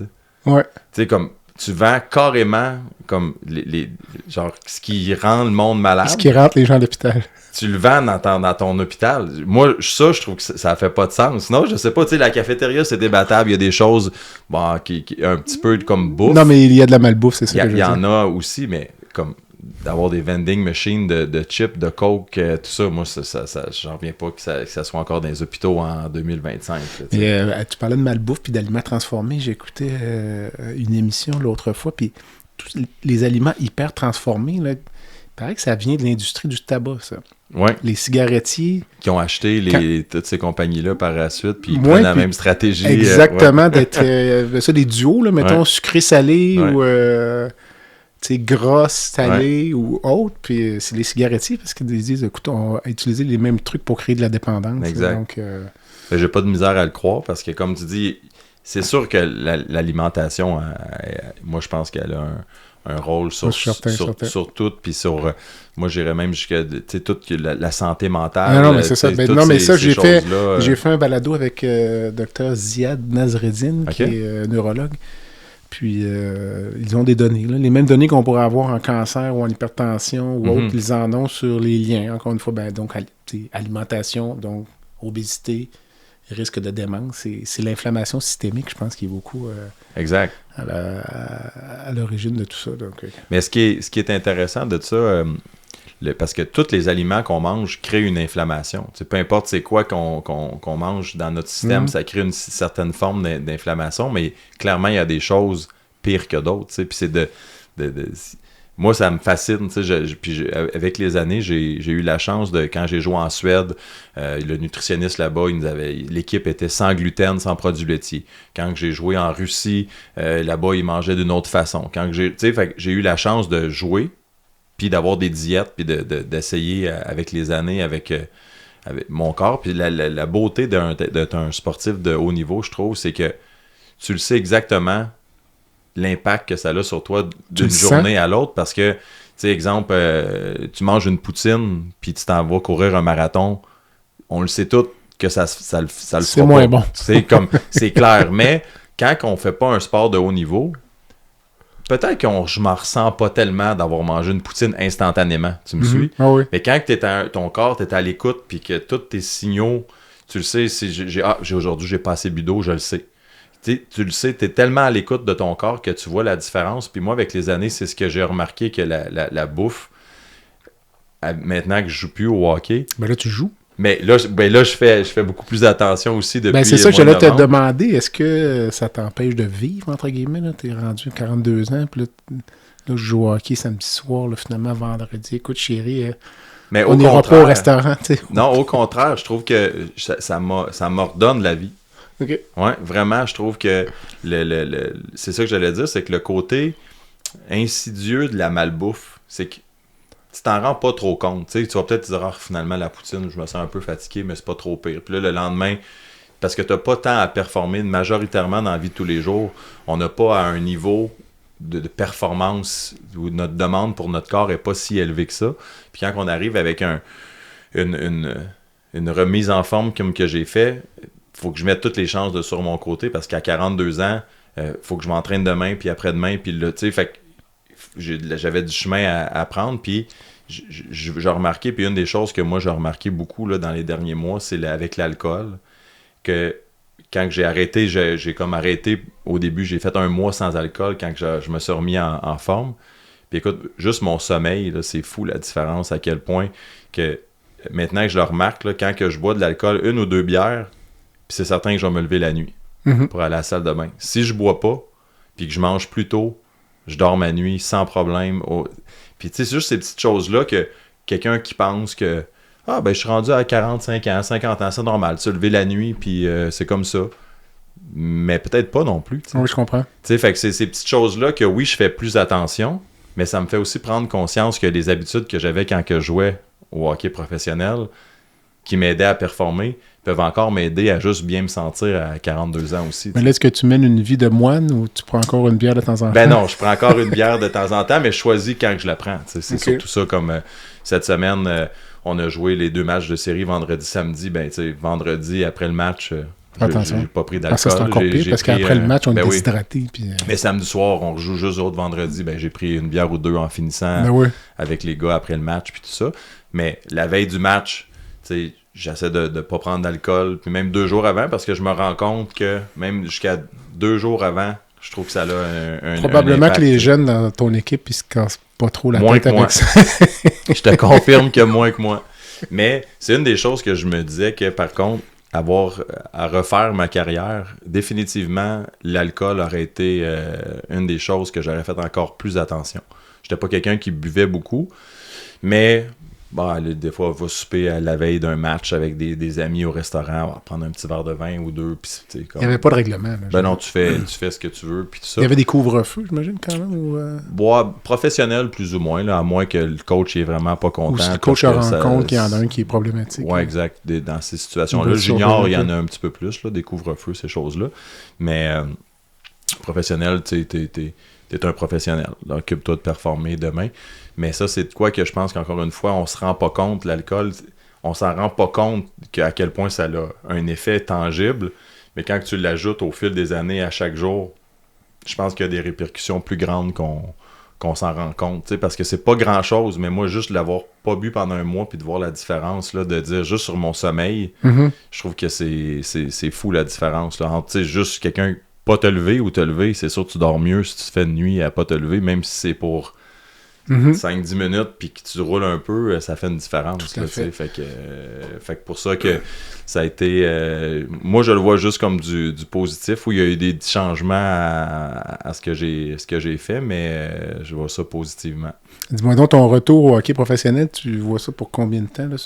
Une saison à la fois? Là? Oui, définitivement. J'ai pas de l'intention de devenir un Jaromir Jagr. Justement, un de mes chums, hier, il m'a envoyé une vidéo de Jaromir encore en train de... Il joue encore, là, je pense qu'il y a 50... Je pense qu'il n'y avait pas des problèmes de jeu, ce gars. Ouais, il dépense son argent pas mal. Là, peut-être moins. Lui, est-ce que c'est pour ça? Je sais pas, ou c'est juste parce que c'est un passionné, mais il joue encore en Tchèque à 52, 53 ans. Puis là, je le voyais avant le match, il était habillé, puis là, il faisait des sprints pour se préparer, puis tout ça. Comme c'est quand même... c'est un passionné. Il faut lui donner qu'il joue encore à cet âge-là. C'est quelque chose. Mais de mon côté... là, rapidement, je pense que l'année prochaine, je rejouerai encore une autre saison. J'ai repris goût à ça, puis je trouve ça le fun. C'est certain que moi, je vieillis, puis les autres, ils restent jeunes en dessous de moi. Fait qu'il va falloir que cet été, je me tienne quand même en forme, mais c'est positif. Mais en fait, je te reposerai le même genre de questions tout à l'heure. Quand tu embarques sur la patinoire, maintenant, toi, tu es un des vétérans. Est-ce que les joueurs des autres équipes, ils te cherchent un petit peu plus ou ils te respectent? Dans la saison régulière, je te dirais que les gars, il y avait comme un certain respect, mais là, dans les séries Saint-Georges, j'ai quand même un rôle important dans l'équipe, si tu veux, là, fait qu'il joue une game... Ils peuvent pas se permettre de te respecter. Ouais, ils me respectent pas ben, fait que c'est correct, ça fait partie des séries, fait que ça rend ça plus excitant. As-tu peur de te faire blesser? C'est quelque chose auquel tu penses, mettons?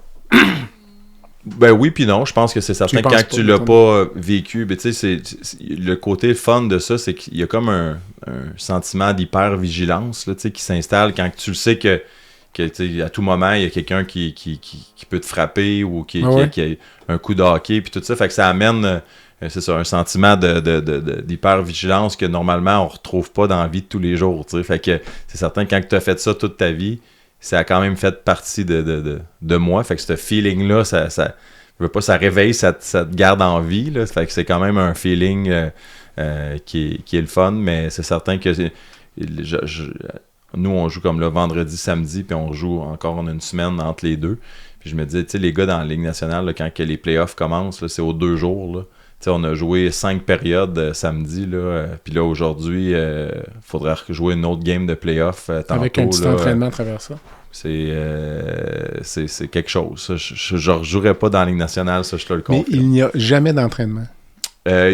Il y a certaines équipes qui en ont des pratiques, mais c'est difficile. La moitié de notre équipe vient de Montréal, de Trois-Rivières, de partout. Les plans de match, les prêts... Ouais, ben ça, il y a des stratégies d'équipe qui sont établies, mais c'est comme la responsabilité de chacun de faire en sorte dans la semaine au moins de patiner une fois ou deux dans des ligues, puis d'être prêt pour le week-end.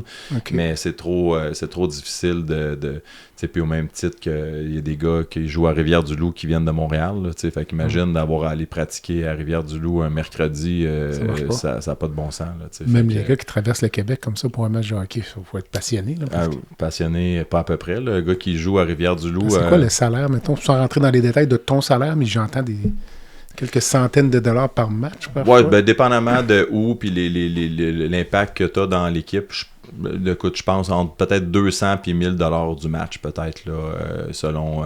c'est ça, il y a des équipes comme Jonquière, je pense qu'ils ont un plus gros budget, il y a plus de monde dans les estrades, ils vendent plus de bière, fait qu'ils sont capables de payer un petit peu plus, d'où aussi le fait de dire, je pars de Montréal, je m'en vais à Jonquière, je ferai pas ça pour 100$. Ben, j'imagine. Fait que eux, je sais qu'ils payent un petit peu plus, mais je te dirais dans ces eaux-là, il y a eu des années avant, quand ça brassait plus dans la Ligue nord-américaine, qu'il y avait des salaires, qu'il y avait des gars, des bagarreurs qui faisaient comme 2000$ la bagarre, puis des choses comme ça. Là, c'est fou quand même que c'était le bagarreur de l'équipe qui était le mieux payé. Ouais.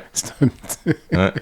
Mais c'est ce qui amenait, la foule. Puis, autre temps, autre mœurs aussi. Là, à l'époque, il y avait certaines équipes que les propriétaires avaient des affiliations douteuses peut-être, fait que c'est certain qu'eux aussi aimaient ça, avoir cette dynamique-là, fait que les choses ont changé, puis je pense que c'est pour le mieux. Hey, dis-moi, toi qui connais le hockey professionnel, là, mettons, est-ce qu'on peut, comparer, Connor McDavid et Maurice Richard? Je veux dire, c'est difficile. Parce que quand tu regardes les séquences d'époque, non, ça avance pas, là, tu sais. Mais je pense pas. Tu peux le faire un peu même avec plus proche encore, juste Wayne Gretzky. Ouais.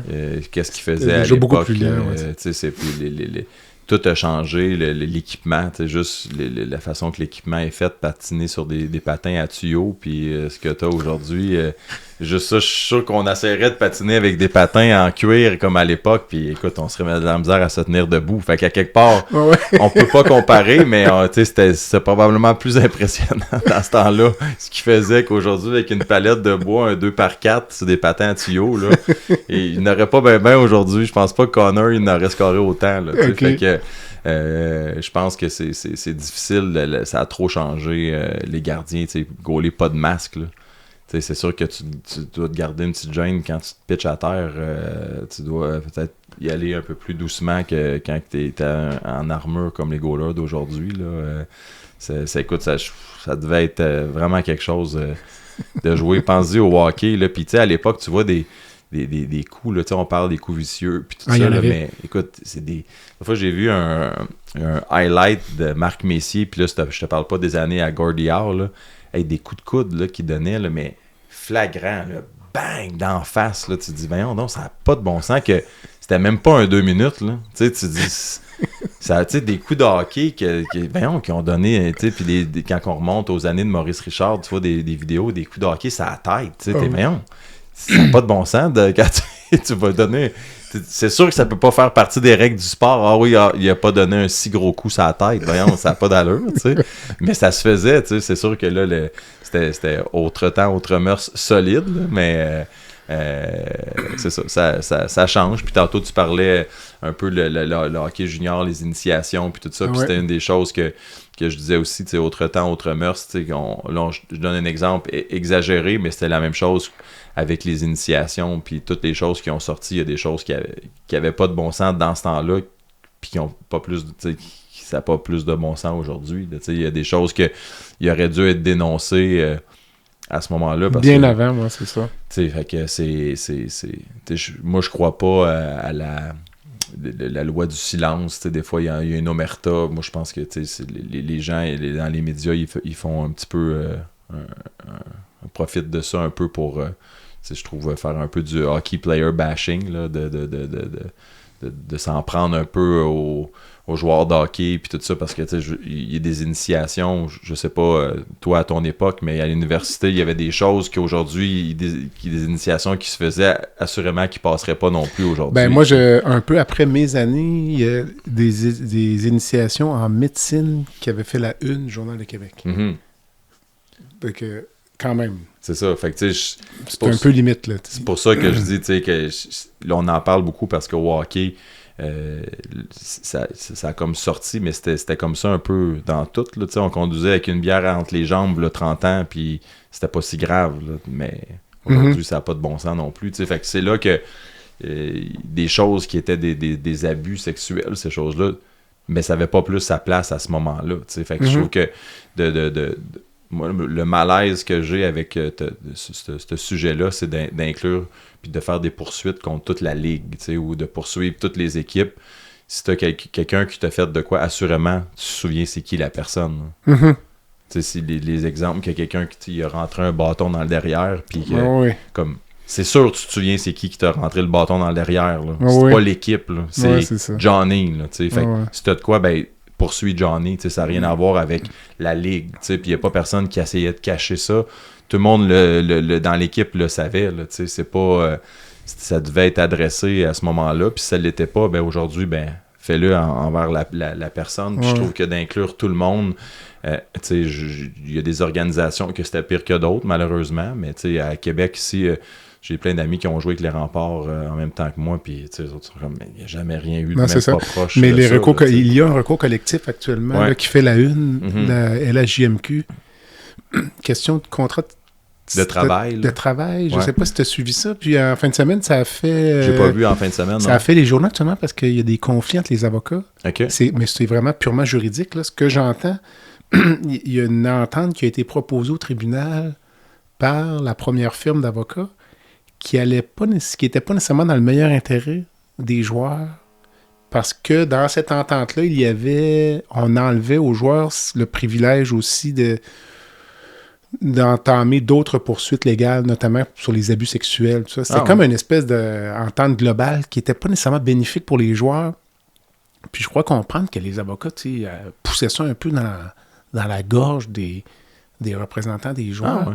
Puis le juge a regardé l'entente, il dit non, il dit je ne l'accepte pas cette entente-là. C'est pas dans le meilleur intérêt des joueurs. Fait qu'il a critiqué les avocats. Écoute, il y a toute une histoire, là, finalement, ils ont changé. Ça change de firme d'avocat en firme d'avocat. Non, j'ai pas vu ça. Tu regarderas ça cette semaine.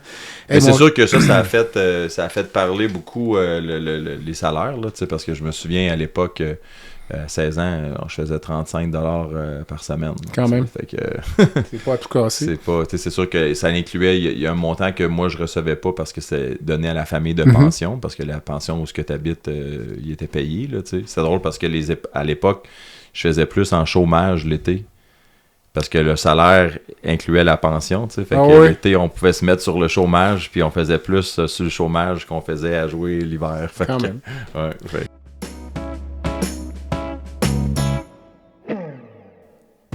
Rempart Neurophysiologie est fier de poursuivre pour une deuxième année son support au balado La santé au-delà des mots. Rempart Neurophysiologie est une entreprise spécialisée dans l'octroi de services neurologiques tels que le monitorage neurophysiologique péropératoire. Plusieurs chirurgies comportent des risques de complications neurologiques graves, mais avec Rempart, ces complications sont réduites à moins de 1%. Rempart est votre ange gardien en salle d'opération. Pour les besoins particuliers de votre hôpital, votre clinique ou votre centre de soins, contactez Rempart Neurophysiologie à info@rempartneuro.ca. C'est à info@rempartneuro.ca.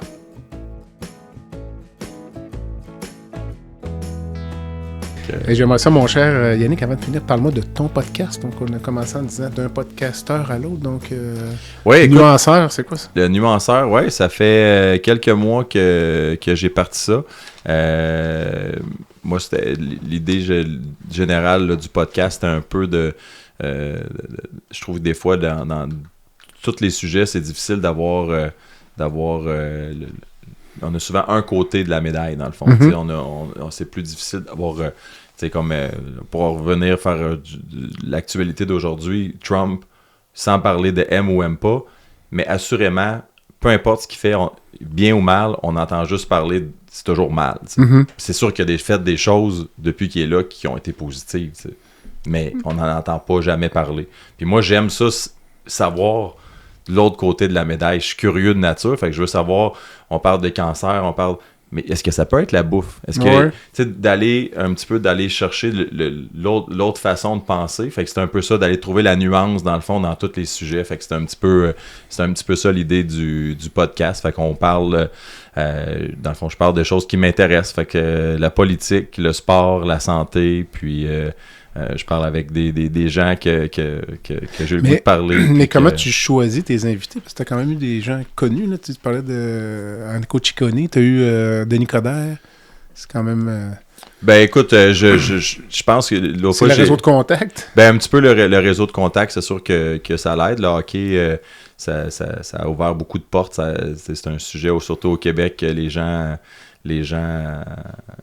aiment puis connaissent. Fait qu'avec les années, j'ai plusieurs contacts. Mais une chose aussi que je trouve qui est le fun avec le podcast, c'est que les gens, on a souvent des choses à dire. Puis de par le fait que c'est diffusé, ben, tout le monde a un petit peu quelque chose à faire la promotion de. T'sais, on aime ça parler de ce qu'on aime. Puis l'autre fois, je disais que quand j'ai eu Denis Coderre, j'avais juste essayé d'appeler Denis pour aller prendre un café avec.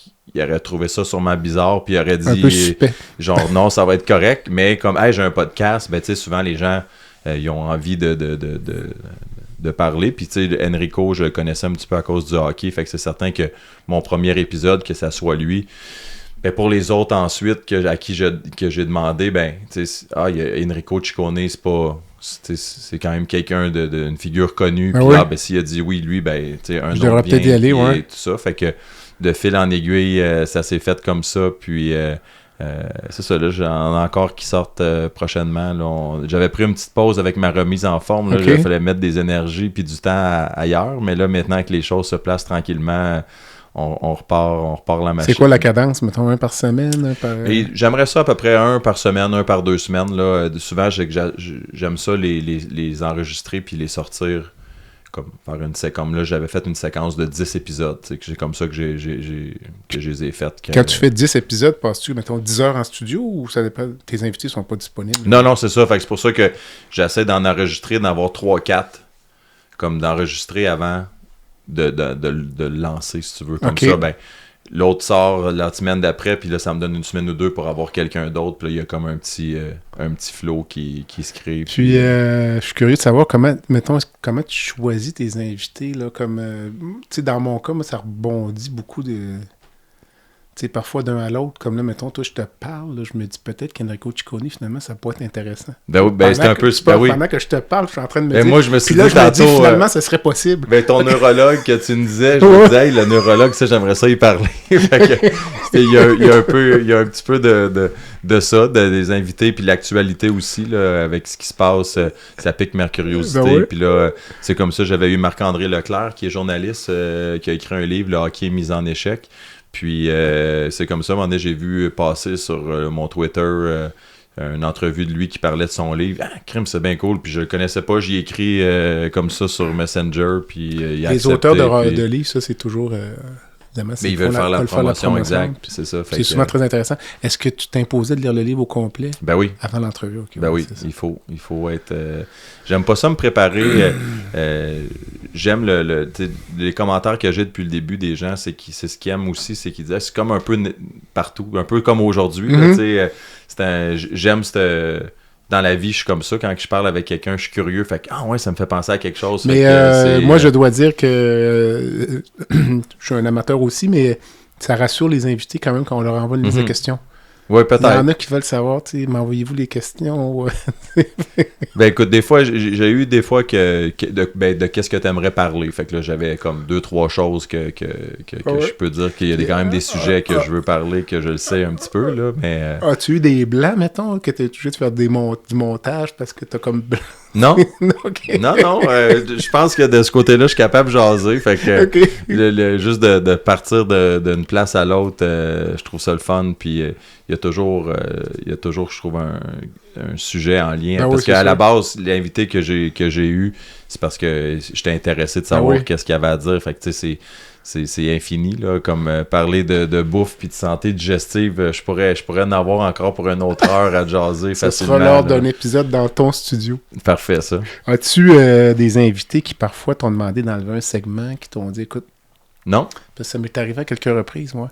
Pas encore. Les gens m'ont dit, là, ils me contactent après, écoute, finalement, je réalise la réponse que j'ai donnée, là...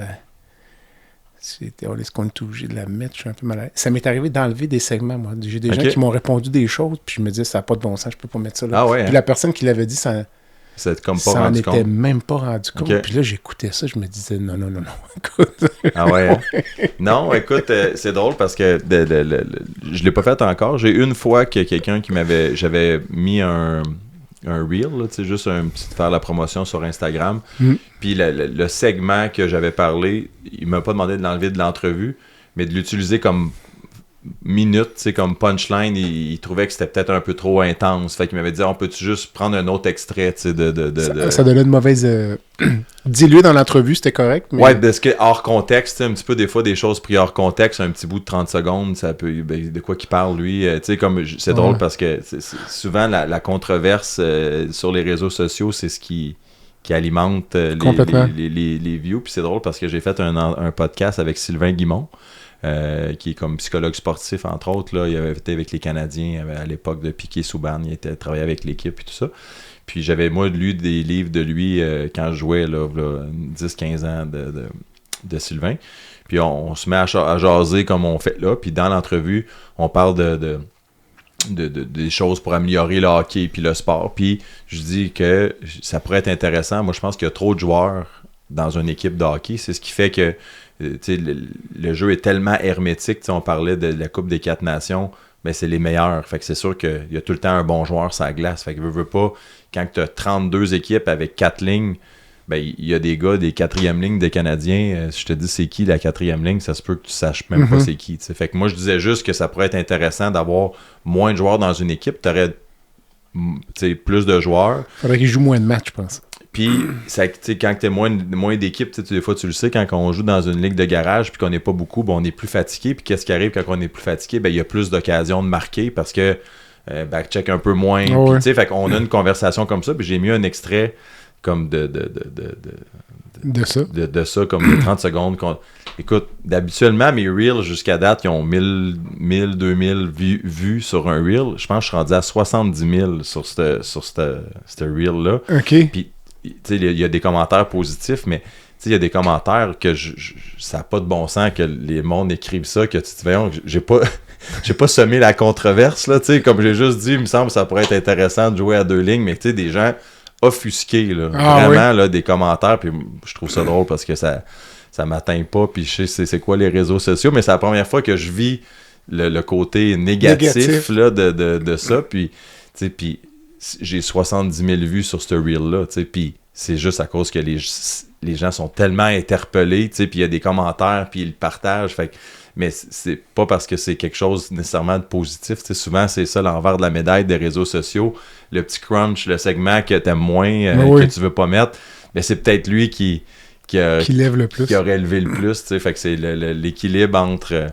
de pas faire mal paraître personne, mais en même temps, c'est le fun d'avoir des petits soundbites ou des petites choses justement à l'encontre de ce qu'on entend un petit peu partout. Des fois, ça peut être intéressant d'avoir ça. Fait que, mais pour l'instant, non, j'ai pas eu de demande de rétraction. De retrait.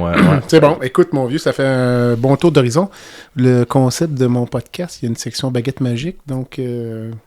Je sais pas si tu es au courant, mais je te donne une baguette magique. Ouais. Là, nous autres, on a un podcast sur la santé. Ça n'a pas paru, mais on a parlé quand même de sport et de santé. Ouais. Si je te laissais changer une chose dans le réseau de la santé, par magie,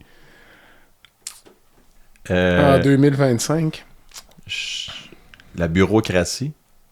Je couperais beaucoup dans la bureaucratie les gens. Aujourd'hui, on se connaît un peu à cause du hockey, mais aussi parce que je suis représentant dans le domaine médical. Fait que je vois ça aller. Puis je trouve que c'est.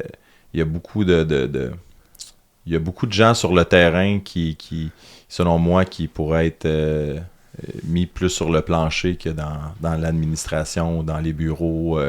Puis je pense que ça serait un bon coup de baguette magique dans la bureaucratie, ça ferait du bien. Ce n'est pas la première fois que je l'entends, mais je pense pas que ça pourrait arriver. Parce qu'il y a une tendance naturelle au système à l'hypertrophie. Mm-hmm. Puis, il y a des règles c'est des règles non écrites, là, mais il y a tu vas jamais avoir quelqu'un qui va mettre en place une réforme qui menace sa propre existence. Mm-hmm. Donc, tu ne verras jamais un employé aller voir son patron puis dire, écoute, Régent, là, j'y ai pensé, là, moi, je regarde ça. Je pense que je suis trop. Je pense, écoute, je travaille à peu près 20 heures par semaine, là, tu sais, puis j'ai regardé Yannick, le bureau à côté, là, je pense qu'il, lui, même pas sûr qu'il fait 20 heures. Mm-hmm. Fait que moi, si j'étais à ta place, congédie un de nous deux. Mm-hmm. Ben Il n'y a jamais personne qui va faire ça. c'est sûr. C'est qu'on va aller voir le patron, on va dire écoute, on est pas mal occupé, là. C'est certain. Ça nous prendrait. Ben, c'est comme les ça nous budgets. prendrait Là, de l'aide. tout d'un coup, les budgets, il faut les dépenser au 31 mars parce que dans le réseau de la santé, c'est le 31 Je mars, sais pas la si fin d'année c'est fiscale. encore vrai, ça. C'est Ben, nous, ils Tu le achètent vois, toi? des équipements médicaux, puis je te confirme qu'il y a une différence avant le mois 31 mars. Bon, écoute. Fait que c'est vrai pour ça aussi. Mais je pense que, encore une fois, je vais paraître d'un fan, mais je suis pas nécessairement un fan de ce qui se passe aux États-Unis, mais c'est pour ça que ça prendrait un genre de Elon Musk pour faire ça, parce que c'est vrai que ça se fera pas, à part si quelqu'un... Ben, je pense pas que ce qu'on voit aux États-Unis, écoute, en tout respect, l'idée est bonne, la mise en application est peut-être un petit peu... Absolument, mais j'approuve trop pas abrupte. tout. Mais est-ce qu'il y aurait une façon de couper dans la bureaucratie qui serait pas abrupte? différente. Ouais. C'est comme ce que tu viens de parler, est-ce qu'il y aurait une façon de Je pense que oui. diminuer Mais ça 10 000 prendrait un certain postes, courage politique, tu sais. Exact, Peut-être qu'on pourrait dire toutes les fois qu'on embauche un, il faut qu'il y ait 2 retraites et où, tu sais. exact. Essayer de casser le biscuit un peu, à réduire, pas hypertrophier. Le nombre de cas dans le réseau de la santé, je pense, a augmenté de 30% Ça, depuis pas de bon 5 sens. ans. Je pense, C'est mais à vérifier. Dernière question. Oui. As-tu une rencontre de rêve? Une personne que tu pourrais rencontrer dans le monde, vivante ou décédée? Ça peut être OK. tout azimut, là, Ouais, j'imagine, ouais. peut-être dans Vivante ou... Moi, je pense peut-être dans le domaine du hockey, je sais pas. Ouais, non, ça serait... moi, j'aimerais ça retourner dans le temps un peu... j'aime beaucoup l'histoire. Puis je retournerais dans le temps un peu de l'Égypte, là, puis comme un genre de pharaon, là, essayer de comprendre comment que ça marche, là, ou aller dans un temple maya ou au Pérou ou quelque chose comme ça. Là, OK, de 10 000 on ans, recule là. ça. Ah, OK, ouais. à côté. OK. Je trouve ça fascinant, la civilisation, puis l'histoire, puis tu sais, comme... J'aimerais ça comprendre les pyramides. Là. J'adhère pas à la théorie qu'ils ont monté ça avec des cordes, là, qu'ils ont monté des blocs des milliers de tonnes jusqu'au bout comme ça avec des cordes, puis en poussant ça sur des billots de bois dans le sable. Là, j'adhère pas à cette théorie-là. Fait que j'aimerais ça retourner voir le gars qui a inventé, je sais pas c'est qui, mais le gars qui a pensé à faire les pyramides. Ça serait là que je m'en irais, moi. OK, ben écoute, ça, je pourrais pas t'arranger. Non, ça, il n'y a pas de baguette magique pour ça non plus. Hein. Non, mais écoute, c'est un bon choix. Écoute, mon cher, je te remercie beaucoup, puis peut-être au plaisir d'une prochaine rencontre dans ton studio. Parfait, merci. Hey, merci. Voilà ce qui complète le balado de cette semaine. Merci d'avoir été à l'écoute et le Dr Jean-Pierre Gagné vous donne rendez-vous la semaine prochaine pour un autre épisode, La santé au-delà des mots.